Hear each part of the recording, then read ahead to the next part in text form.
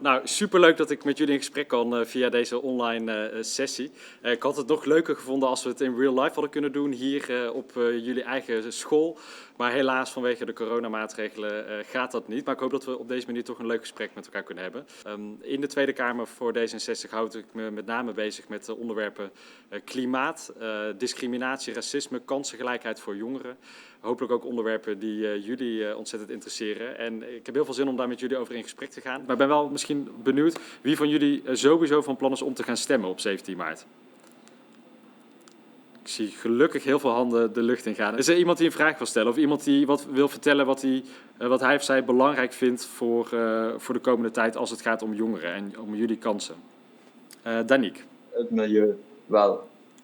Daar ben ik toch wel heel erg bang voor, om het zo maar te zeggen. Ik zou bijna zeggen dat daar nog meer moeite in moet worden gestoken dan dat er nu gestoken wordt in corona. Ik heb mezelf eerlijk gezegd afgelopen jaar ook wel verbaasd over hoe makkelijk we dan allemaal inderdaad in de actiestand komen voor corona. Terwijl we op die klimaatcrisis er al jaren over praten en er nog steeds heel veel weerstand is. Ja, er waren twee dingen natuurlijk. Klimaatverandering is een enorm probleem, maar ook de huizen.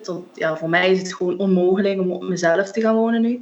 Dus we moeten meer bouwen. Maar we hebben ook een enorm probleem met het klimaat. En hoe gaat dat samen? Hoe kunnen we daar nou een oplossing voor vinden, zodat mensen wel op zichzelf kunnen wonen, maar ook dat er nog genoeg natuur is? Als je gewoon goed geproduceerd hout hebt uit Europa en je gebruikt dat hout om huizen te bouwen, dan kun je met veel minder impact op het klimaat en natuur huizen neerzetten. In Scandinavië doen ze dat al heel lang. En je ziet dat het nu langzaamaan in Nederland ook aan het opkomen is. Ik vind zelf, als je nu een nieuw bouwhuis neerzet, moet het eigenlijk gewoon verplicht zijn om meteen de zonnepanelen op het dak neer te leggen. Of dat nou een koophuis of een huurhuis is. Het is echt een no-brainer om dat gewoon meteen in één keer goed te regelen. In plaats van dat je dat achteraf allemaal moet herstellen. Er wordt nu heel vaak gewoon, een student wordt achter een laptop geplaatst en dan de komende 2 blokuren, dan is het van ja, doe deze opdracht maar en dat was het.